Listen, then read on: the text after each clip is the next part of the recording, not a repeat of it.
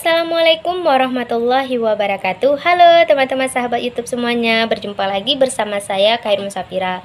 Nah, sebelumnya puji syukur saya kepada Allah Subhanahu wa taala karena telah memberikan kesempatan dan kesehatan sehingga kita bisa berjumpa kembali pada video kali ini. Tak lupa pula selawat beriring salam semoga tetap tercurahkan kepada baginda Rasulullah Muhammad SAW. Tak lupa pula penghormatan saya kepada Bapak Arif Rahman SHMH selaku pembimbing dalam mata kuliah Hukum Jaminan kelas 6B. Nah, pada video kali ini saya akan membahas soal ujian akhir semester. Adapun soalnya, inilah soalnya, yaitu di sini ada 6 soal ujian akhir semester. Yang pertama itu soalnya, apa yang dimaksud dengan asas pemisahan vertikal dan asas pemisahan horizontal di dalam Undang-Undang Pokok Agraria atau yang disingkat dengan UU-PA.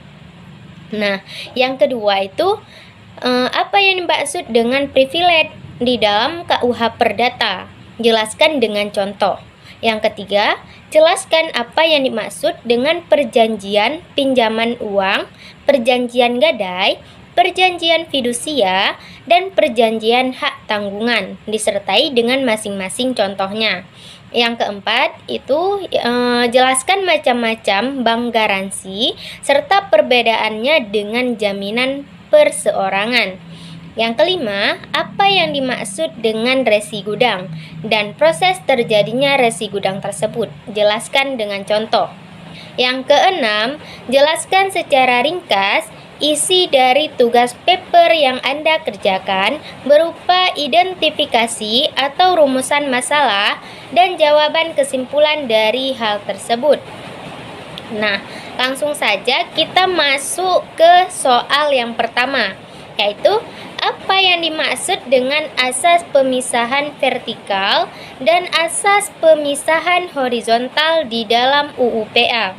Nah, di sini saya akan menjawab, yaitu sebelum berlakunya Undang-Undang Nomor 5 Tahun 1960 tentang pokok-pokok agraria, selanjutnya disebut dengan UU-PA, terkait aturan pertanahan berlaku dua aturan, yaitu Hukum Tanah Barat yang bersumber dari Kitab Undang-Undang Hukum Perdata, selanjutnya disebut KUH Per, dan Hukum Tanah Adat yang bersumber dari Hukum Adat. Dalam pasal 500, pasal 571, pasal 601, pasal 603, dan pasal 604 KUH Perdata berlaku asas perlekatan. Sedangkan di dalam hukum tanah adat berlaku prinsip atau asas yang bernama asas pemisahan horizontal. Prinsip pemisahan ini yaitu keterkaitan antara kepemilikan tanah dengan benda-benda di atasnya. Asas perlekatan disebut juga dengan asas vertikal yang menjelaskan bahwa kepemilikan atas tanah meliputi juga kepemilikan atas bangunan, tanaman, dan benda-benda yang berada di atasnya. Secara sederhana dapat diartikan bahwa pemilik tanah juga merupakan pemilik bangunan. Selanjutnya, sedangkan asas pemisahan horizontal yaitu menjelaskan bahwa kepemilikan atas tanah tidak meliputi kepemilikan atas bangunan, tanaman, serta benda-benda yang di atasnya. Dalam artian, pemilik tanah belum tentu sebagai pemilik bangunan. Pemilik bangunan adalah orang yang mendirikan bangunan, walaupun tanah di bawahnya bukan miliknya. Pasal 500, Pasal 571 dan Pasal 601 KUH Perdata menyatakan sebagai berikut. Nah, adapun bunyinya yaitu Pasal 500 KUH Perdata, segala sesuatu yang termasuk dalam suatu barang karena hukum perlekatan, begitu pula segala hasilnya, baik hasil alam maupun hasil usaha kerajinan, selama melekat pada dahan atau akarnya atau terpaut pada tanah adalah bagian dan barang itu. Bunyi pasal 571 yaitu hak milik atas sebidang tanah meliputi hak milik atas segala sesuatu yang ada di atasnya. dan di dalam tanah itu. Di atas sebidang tanah, pemilik boleh mengusahakan segala tanaman dan mendirikan bangunan yang dikehendakinya. Hal ini tidak mengurangi pengecualian-pengecualian tersebut dalam bab 4 dan bab 6 buku KUH Perdata. Di bawah tanah itu ia boleh membangun dan menggali sesuka hatinya dan mengambil semua hasil yang diperoleh dari galian itu. Hal ini tidak mengurangi perubahan-perubahan dalam perundang-undangan dan peraturan pemerintah tentang pertambangan, pengambilan bara dan barang-barang semacam itu. Nah, sedangkan bunyi pasal 601 yaitu segala sesuatu yang dibangun di atas pekarangan adalah milik si pemilik tanah. Asalkan bangunan itu melekat pada tanah, hal itu tidak mengurangi kemungkinan perubahan termaktub dalam pasal 603 dan pasal 604. Dan bunyi pasal 603, bila seseorang dengan bahan-bahan bangunan sendiri mendirikan bangunan di atas tanah milik orang lain, maka pemilik tanah boleh memiliki bangunan itu atau menuntut agar bangunan itu diambilnya. Bila pemilik tanah menuntut supaya bangunan diambil, maka pembongkaran bangunan berlangsung dengan biaya pemilik bahan. Malahan, pemilik bahan ini boleh dihukum membayar segala biaya, kerugian, dan bunga. Bila sebaliknya, pemilik tanah hendak memiliki bangunan tersebut, maka ia harus membayar harga bangunan beserta upaya kerja tanpa memperhitungkan kenaikan harga tanah. Dan selanjutnya yaitu bunyi pasal 604, yaitu bila bangunan itu didirikan oleh pemegang besit yang beritikat baik, maka pemilik tidak boleh menuntut pembongkaran bangunan itu, tetapi ia boleh memilih membayar harga bahan-bahan beserta upah kerja atau membayar sejumlah uang seimbang dengan kenaikan harga tanah. Nah, kemudian setelah diterbitkannya Undang-Undang Pokok Agraria, maka Indonesia tidak lagi menganut dualisme prinsip pemisahan hak atas tanah. UUPA diterbitkan sebagai aturan nasional dan tunggal yang mengatur mengenai pertanahan di Indonesia. UUPA dibentuk berdasarkan atas hukum adat. Hal ini selaras dengan konsideran huruf A dalam UUPA yang menyatakan bahwa berhubung dengan apa yang tersebut dalam pertimbangan-pertimbangan di atas, perlu adanya hukum agraria nasional yang berdasarkan atas hukum adat tentang tanah yang sederhana dan menjamin kepastian hukum bagi seluruh rakyat Indonesia dengan tidak mengabaikan unsur-unsur yang bersandar pada hukum agama. Selain itu, juga disebutkan dalam ketentuan pasal 2 ayat 4, pasal 3, dan penjelasan pasal 5 UUPA yang menyatakan sebagai berikut. Nah, yang pertama itu pasal 2 ayat 4. Bunyinya, hak menguasai dari negara tersebut di atas pelaksanaannya dapat dikuasakan kepada daerah-daerah swatantra dan masyarakat-masyarakat hukum adat sekedar diperlukan dan tidak bertentangan dengan kepentingan nasional menurut ketentuan-ketentuan peraturan pemerintah. Dan bunyi pasal 3 yaitu dengan mengingat ketentuan-ketentuan dalam pasal 1 dan 2, pelaksanaan hak ulayat dan hak-hak yang serupa itu dari masyarakat-masyarakat hukum adat sepanjang menurut kenyataannya masih ada harus sedemikian rupa sehingga sesuai dengan kepentingan nasional dan negara yang berdasarkan atas persatuan bangsa serta tidak boleh bertentangan dengan undang-undang dan peraturan-peraturan lain yang lebih tinggi. Selanjutnya mengenai penjelasan pasal 5, yaitu penegasan bahwa hukum adat dijadikan dasar dari hukum agraria yang baru. Nah, berdasarkan atas ketentuan-ketentuan sebagaimana telah disebutkan, maka dapat dikatakan bahwa aturan hukum tanah di Indonesia menganut asas pemisahan secara horizontal, di mana pemilik tanah belum tentu juga sebagai pemilik bangunan. Namun dalam prakteknya juga masih dimungkinkan menganut asas perlekatan, sebagaimana yang terjadi dalam hak tanggungan. Pada dasarnya, Pasal 4 Ayat 1 Undang-Undang Nomor 4 Tahun 1996 tentang hak tanggungan tanah beserta benda-benda yang berkaitan dengan tanah atau Undang-Undang Hak Tanggungan menyatakan bahwa hak atas tanah dapat dibebani hak tanggungan, yaitu yang pertama ada hak milik, yang kedua hak guna usaha, yang ketiga itu hak guna bangunan. Nah, selain hak-hak atas tanah tersebut, hak pakai atas tanah negara yang menurut ketentuan wajib didaftar dan menurut sifatnya dapat dipindah tangankan, dapat juga dibebani hak tanggungan sebagaimana ketentuan dalam Pasal 4 Ayat 2 Undang-Undang Hak Tanggungan. Hal ini juga diperjelas dalam ketentuan Pasal 53 Ayat 1 Peraturan Pemerintah Nomor 40 Tahun 1996 tentang hak guna usaha, hak guna bangunan, dan hak pakai atas tanah. Selanjutnya disebut PP 40/1996 yang menyatakan bahwa hak pakai atas tanah negara dan atas tanah hak pengelolaan dapat dijadikan jaminan utang dengan dibebani hak tanggungan. Hak tanggungan dapat dibebankan pada bangunan, tanaman, dan hasil karya yang telah ada atau akan ada yang merupakan satu kesatuan dengan tanah tersebut sebagaimana ketentuan dalam Pasal 4 Ayat 4 Undang-Undang Hak Tanggungan.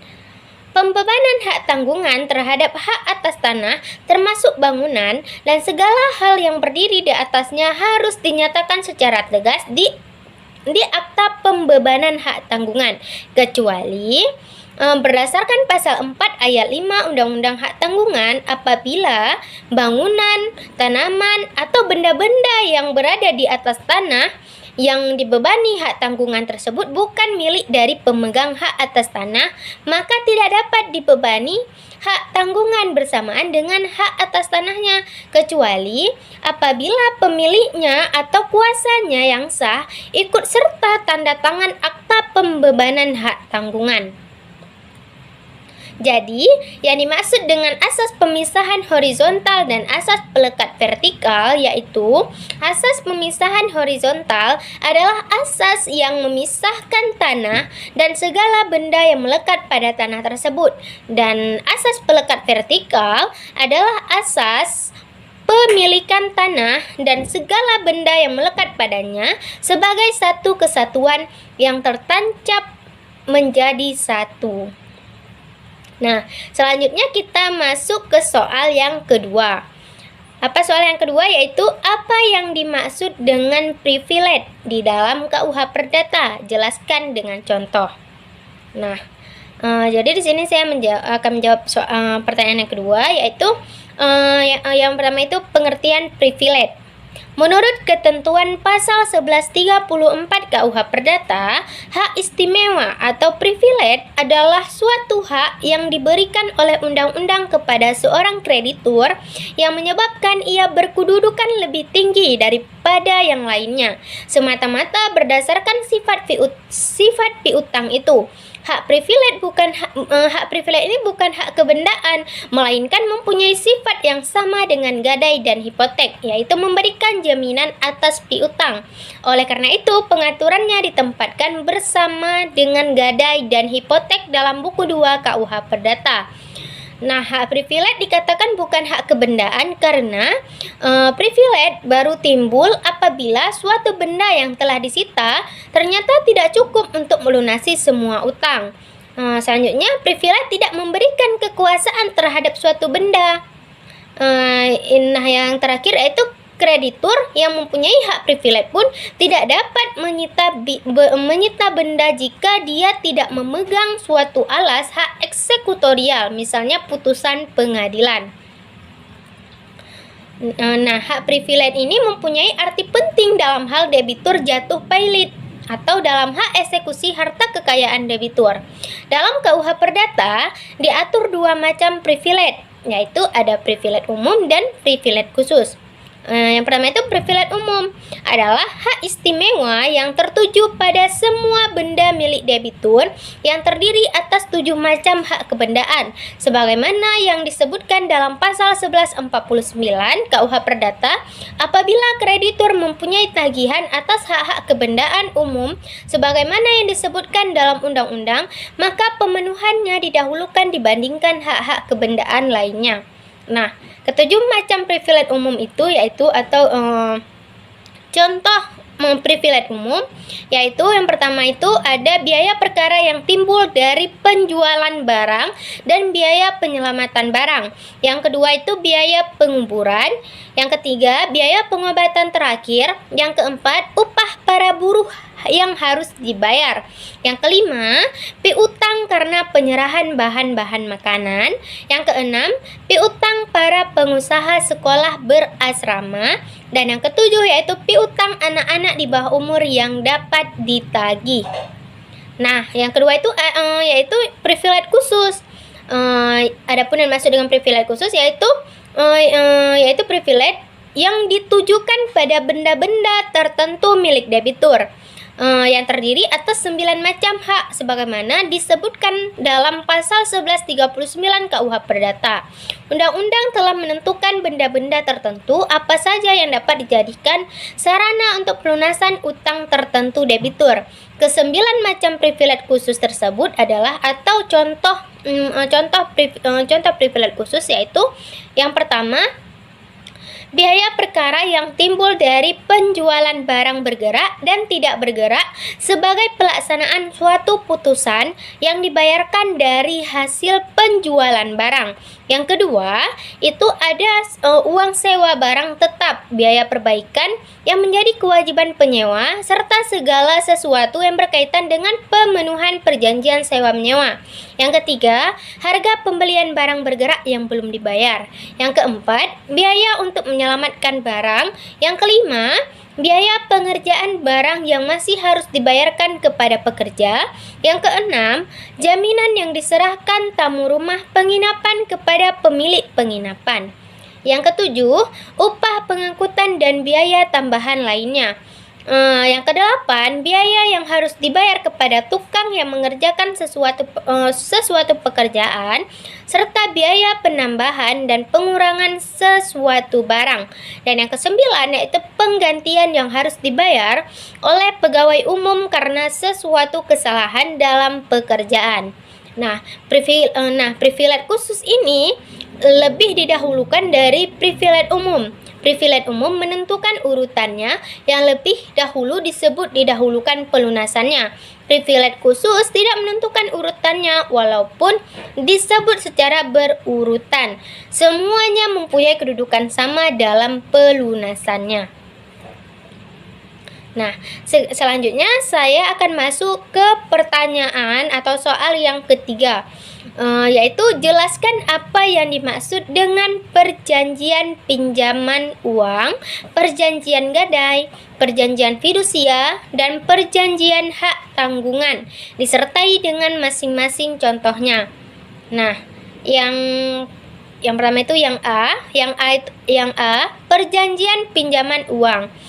Nah, perjanjian pinjam-meminjam uang menurut KUH Perdata pasal 1754 yang berbunyi, pinjam-meminjam ialah perjanjian dengan mana pihak yang satu memberikan kepada pihak yang lain suatu jumlah tertentu barang-barang yang habis karena pemakaian dengan syarat bahwa pihak yang terakhir ini akan mengembalikan sejumlah yang sama dari macam dan keadaan yang sama pula.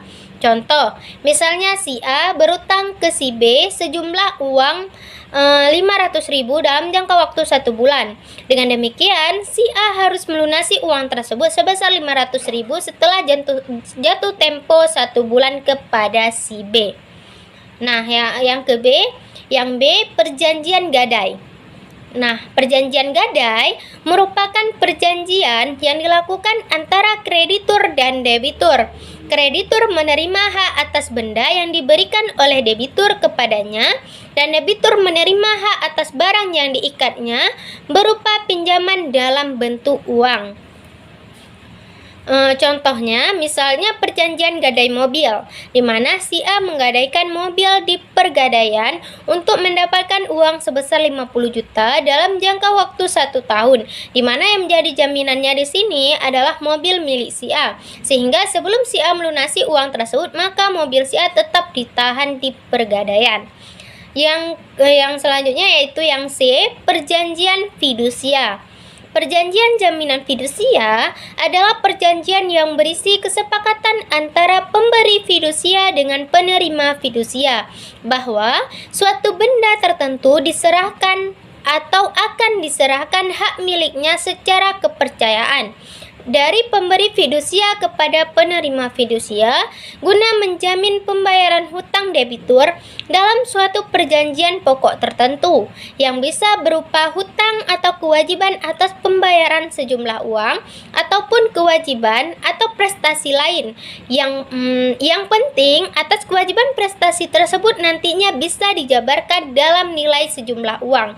Contoh, ketika Anda melakukan kredit motor, maka pihak pemberi kredit yang membeli ke dealer merupakan pemilik dari motor tersebut. Meskipun registrasi hak miliknya dialihkan atau diatasnamakan pada Anda atau BPKB, selama Anda belum melunasi kredit tersebut, maka motor masih menjadi milik pemberi kredit. Yang ke D, yaitu perjanjian hak tanggungan. Perjanjian hak tanggungan lahir dengan adanya pendaftaran. Menurut pasal 1 angka 5 Undang-Undang Hak Tanggungan, yaitu akta pemberian hak tanggungan adalah akta PPAT yang berisi pemberian hak tanggungan kepada kreditur tertentu sebagai jaminan untuk pelunasan utang. Maksudnya adanya pendaftaran itu untuk memenuhi asas publisitas sekaligus merupakan jaminan kepastian terhadap kreditur mengenai benda yang telah dibebani hak tanggungan. Contoh, apabila hutang debitur sebesar 100 juta kepada seorang kreditur dengan menjaminkan tanahnya seluas 1 hektar menjadi jaminan hak tanggungannya. Nah, selanjutnya saya akan menjawab pertanyaan yang keempat. Nah, pertanyaan yang keempat yaitu jelaskan macam-macam bank garansi serta perbedaannya dengan jaminan perseorangan. Nah, adapun macam-macam bank garansi, yaitu yang pertama ada jaminan penawaran. Jaminan penawaran adalah bentuk jaminan yang menjamin bahwa penawar tidak akan menarik penawarannya dalam jangka waktu yang ditentukan untuk penerimaan, serta akan melaksanakan kontrak tertulis dan memberikan syarat-syarat yang telah ditentukan. Jaminan penawaran menjadi salah satu contoh bank garansi yang dipakai dalam skema bidding. Yang kedua itu ada jaminan pelaksanaan. Jaminan pelaksanaan adalah jaminan yang diminta oleh suatu perusahaan untuk menyuplai sumber daya yang diperlukan kepada calon kontraktor serta untuk menanggung semua kewajiban berkontrak dari calon kontraktor tersebut. Yang ketiga yaitu ada jaminan uang muka. Jaminan uang muka merupakan garansi yang biasanya digunakan untuk mendukung atau menjamin pelaksanaan suatu kontrak, seperti kontrak untuk penjualan barang atau kontrak konstruksi. Nah, yang keempat itu ada jaminan pembayaran. Jaminan pembayaran merupakan jaminan keuangan yang mengharuskan debitur untuk melakukan pembayaran kembali berdasarkan persyaratan yang digariskan dalam perjanjian utang asli. Jaminan pembayaran seringkali juga didukung dengan jaminan lain seperti properti. Jaminan ini menjadi contoh bank garansi dalam fungsinya yaitu sebagai penjamin transaksi. Yang kelima itu ada jaminan pemeliharaan. Jaminan pemeliharaan adalah garansi yang diterbitkan kepada pemilik atau pembeli dari bank untuk menjamin bahwa pihak pemohon akan terus memenuhi kewajiban kontrak setelah menarik pembayaran akhir dari harga kontrak di muka sesuai permintaan dari kontraktor atau pemasok konstruksi. Nah, yang keenam itu ada jaminan kepabeanan. Jaminan kepabeanan ini merupakan garansi pembayaran pungutan negara dalam kegiatan kepabeanan. Diberikan kepada pihak penerima jaminan untuk menyelesaikan kewajiban pihak terjamin dalam mengelola barang terkait. Jaminan ini adalah contoh bank garansi yang digunakan dalam ranah bea cukai. Nah, selain 6 macam di atas, selain itu ada juga jenis-jenis bank garansi berdasarkan bentuknya dan kegunaannya. Yaitu yang pertama itu jenis bank garansi berdasarkan bentuknya.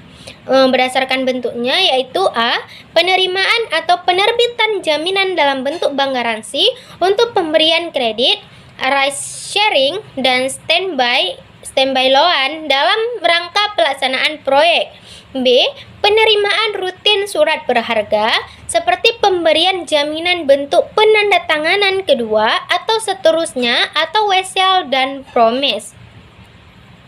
Nah, yang kedua itu jaminan bank garansi berdasarkan kegunaannya, yaitu ada yang A. Bank garansi tender, bank garansi yang diberikan oleh bank untuk para kontraktor. B. Barang garansi perdagangan, bank garansi yang diberikan kepada pabrikan untuk kepentingan agen atau level-lansir produk-produk pabrik tersebut. C. Bank garansi penangguhan biaya masuk, bank garansi untuk menjamin dinas bea dan cukai untuk pembayaran bea masuk barang impor. Yang D.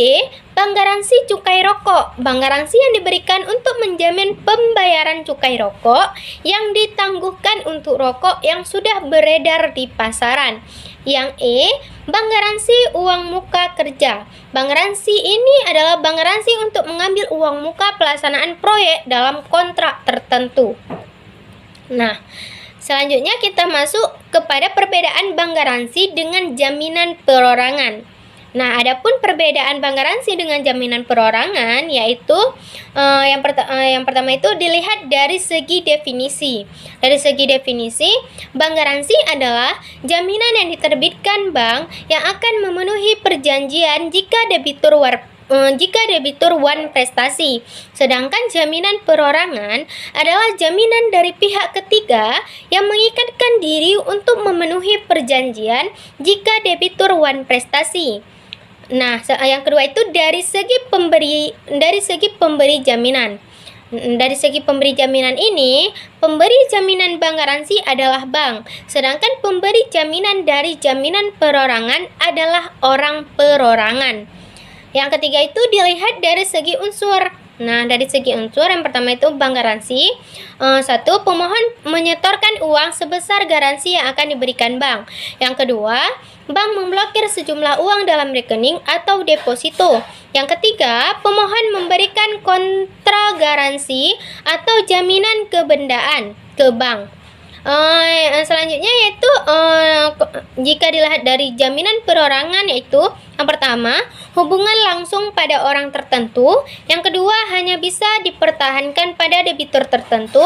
Yang ketiga, terhadap harta kekayaan debitur umumnya.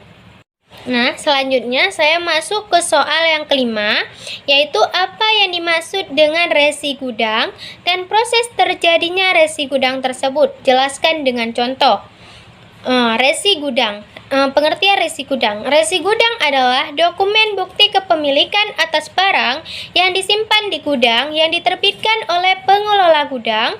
Resi gudang sebagai alas hak, dokumen of title atas barang dapat digunakan sebagai agunan karena resi gudang tersebut dijamin dengan komoditas tertentu dalam pengawasan pengelolaan gudang yang terakreditasi. Bentuk dan sifat resi gudang. Yang pertama itu resi gudang adalah surat berharga yang mewakili barang yang disimpan di gudang. Resi gudang termasuk dalam kategori jaminan surat berharga. Yang kedua, resi gudang terdiri atas resi gudang atas nama dan resi gudang atas perintah. Penggunaan resi gudang atas nama dan resi gudang atas perintah dalam sistem resi gudang adalah untuk memberikan pilihan kepada pemilik barang berdasarkan kebutuhannya. Resi gudang dapat dialihkan, dijadikan jaminan utang, atau digunakan sebagai dokumen penyerahan barang. Resi gudang sebagai dokumen kepemilikan dapat dijadikan jaminan utang sepenuhnya tanpa dipersyaratkan adanya agunan lainnya.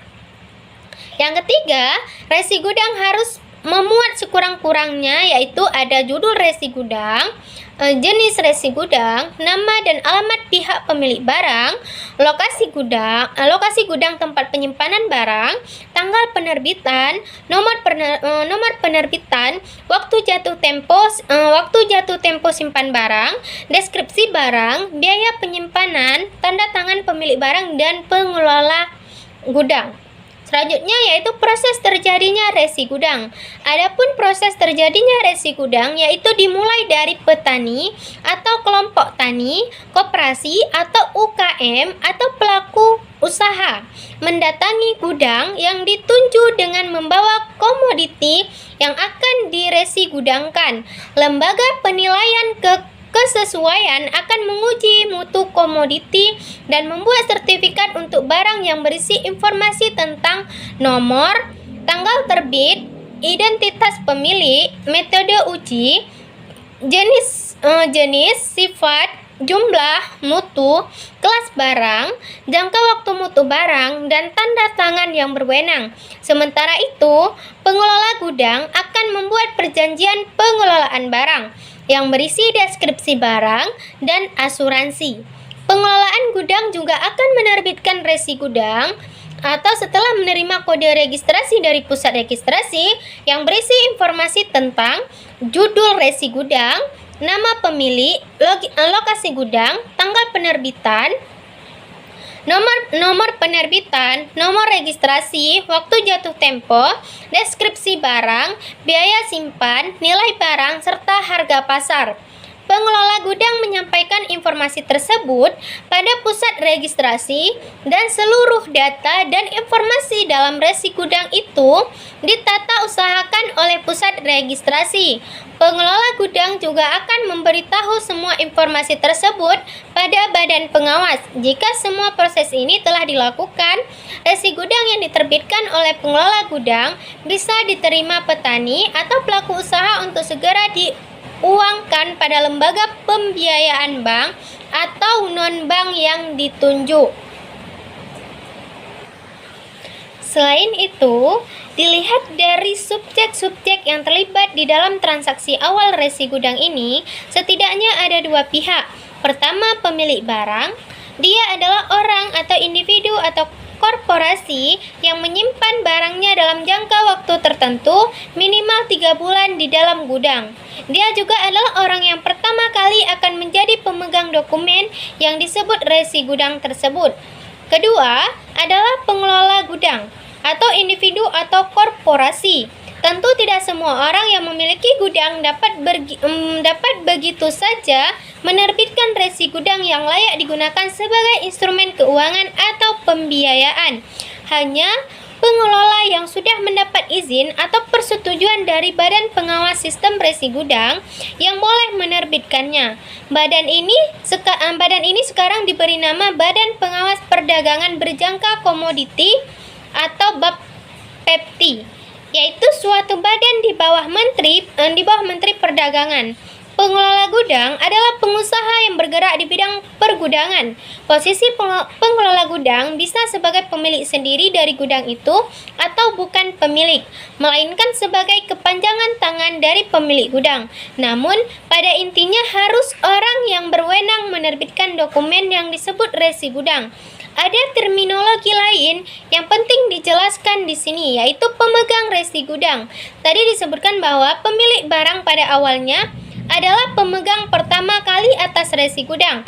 Namun, resi gudang ini hanya punya nilai sebagai instrumen keuangan pembiayaan apabila dokumen itu diperalihkan ke orang lain. Artinya, pada tahap berikutnya resi gudang ini akan beralih ke pihak-pihak lain secara berkelanjutan. Mari kita simulasikan secara sederhana dalam bentuk contoh sebuah transaksi. Katakan saja bahwa Ali adalah seorang pedagang beras yang telah membeli beras dari petani sebanyak 100 ton.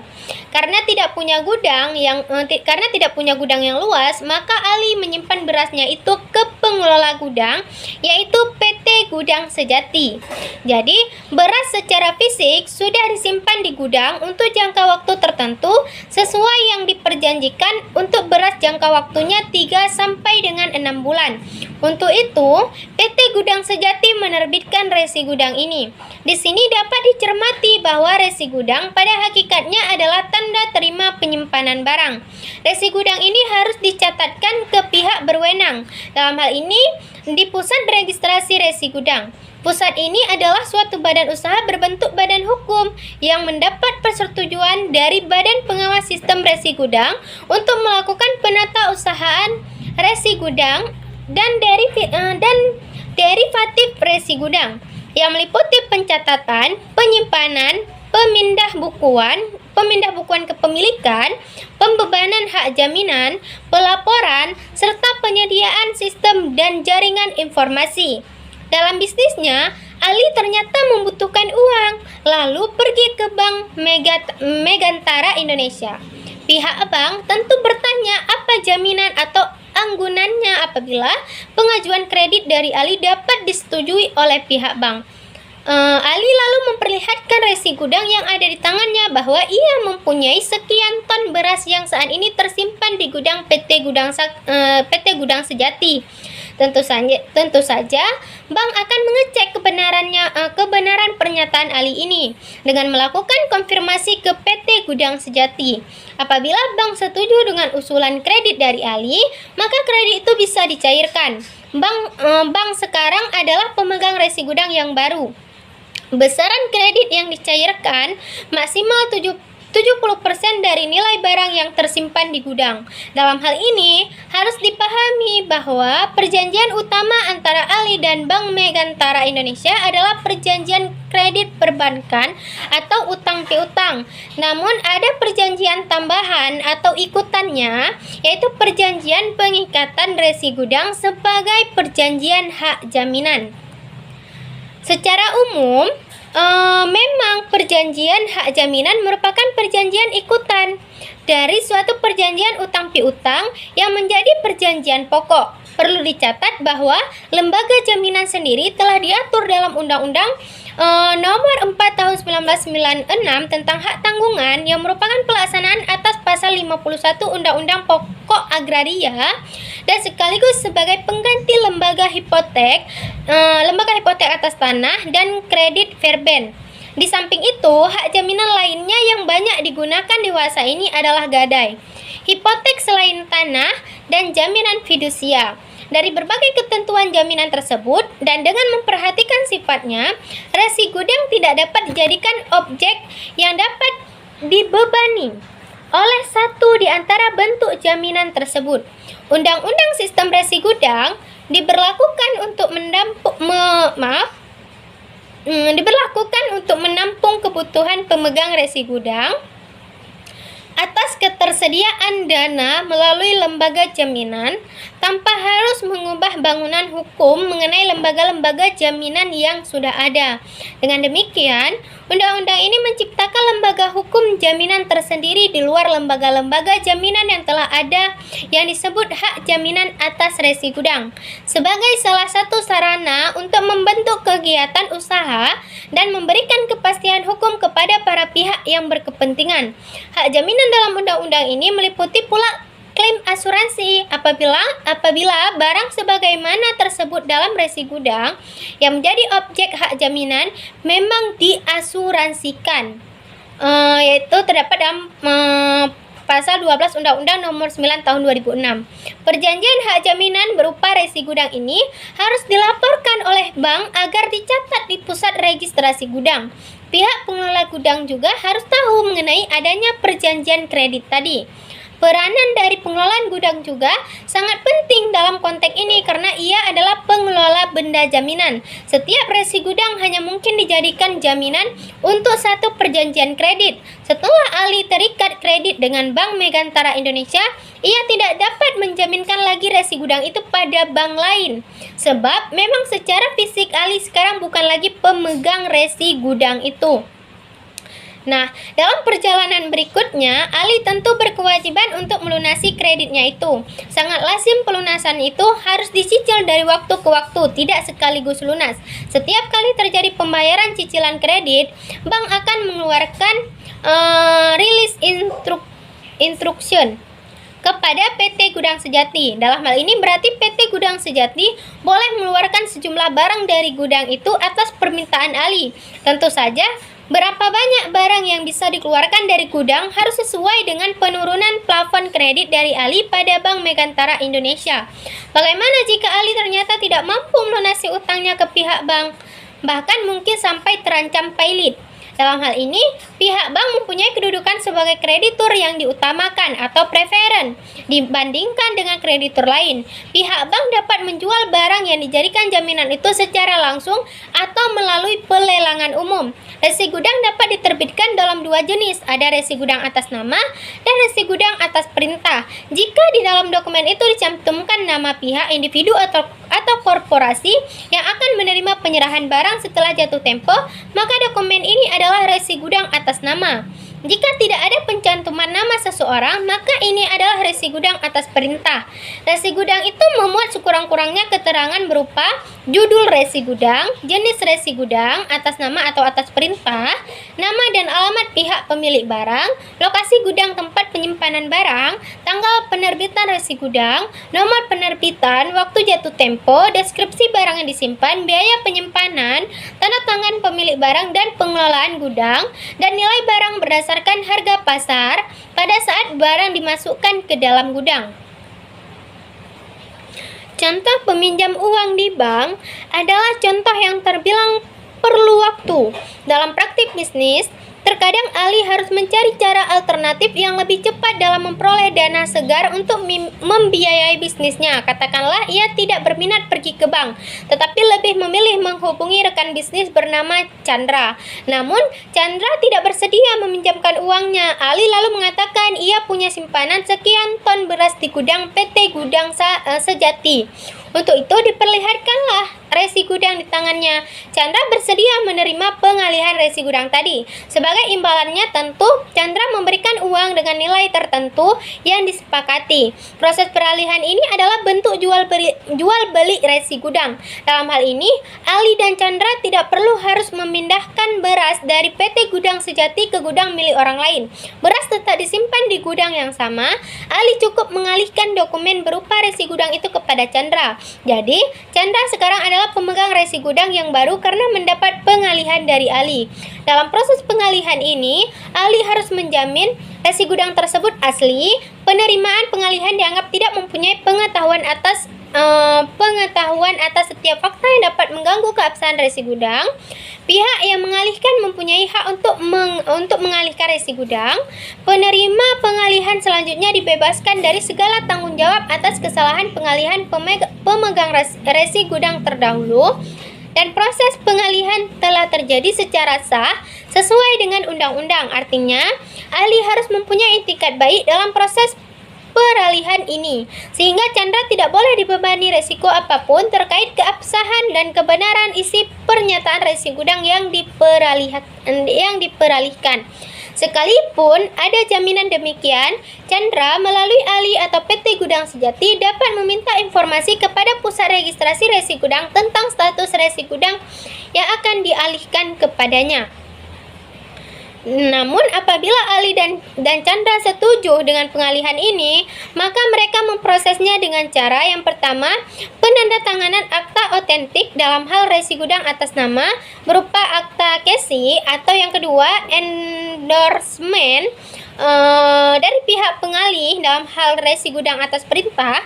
Tata cara penyerahan ini sebenarnya sudah diatur dalam pasal 613 KUH Perdata. Dalam konteks terjadinya peralihan di atas, maka tentu pusat registrasi harus mengetahuinya. Untuk itu, kewajiban ahli untuk melaporkannya. Pusat registrasi akan memverifikasi apakah Chandra masih berhak untuk mengalihkan. Batas waktunya juga dilihat apakah masih ada kurun waktu minimal 5 hari sebelum jatuh tempo. Juga status dari resi gudang itu sedang tidak dijaminkan. Pusat registrasi dengan demikian dapat membatalkan pengalihan itu apabila ia menemukan ada persyaratan yang tidak terpenuhi untuk terjadinya pengalihan. Namun, jika disetujui, maka pusat registrasi akan melakukan pemindah bukuan kepemilikan resi gudang.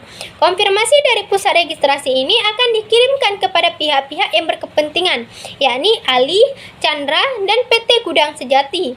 Hak yang ada di dalam dokumen resi gudang ini adalah hak berupa benda bergerak yang abstrak, sehingga dapat juga peralihkan selain melalui transaksi jual beli, misalnya melalui hibah dan pewarisan, serta sebab-sebab lain yang dibenarkan undang-undang, termasuk pemilikan barang karena pembubaran badan usaha yang semula merupakan pemegang resi gudang. Resi gudang juga dapat diperdagangkan di bursa. Nah, jika resi gudang dapat diperjualbelikan, bahkan di bursa, maka satu pertanyaan yang kerap diajukan adalah apakah resi gudang itu termasuk dalam kriteria surat berharga? Ada beberapa syarat untuk dapat disebut surat berharga. Dalam beberapa literatur digunakan istilah surat yang berharga. Menurut HMN Purwosudjipto, dalam bukunya yang berjudul Hukum Surat Berharga, halaman 6 sampai halaman 8, surat yang berharga itu mengandung tiga ciri. Yang pertama itu surat bukti tuntutan utang, yang kedua pembawa hak, dan yang ketiga sukar diperjualbelikan. Ciri yang terakhir ini adalah karena surat yang berharga memang membutuhkan formalitas tertentu untuk dapat diperalihkan. Sebagai contoh, mensyaratkan peralihan dengan cara KESI. Jika mengikuti ketiga ciri yang disebutkan di atas, jelas bahwa resi gudang memenuhi semua ciri tersebut. Jika dilihat dari fungsinya, maka resi gudang juga memenuhi syarat untuk disebut sebagai surat berharga. Menurut Emi Pangaribuan dalam bukunya berjudul Hukum Dagang Surat-Surat Berharga halaman 9, surat berharga mempunyai dua fungsi, yakni sebagai alat untuk dapat diperdagangkan dan sebagai alat bukti terhadap hutang yang telah ada.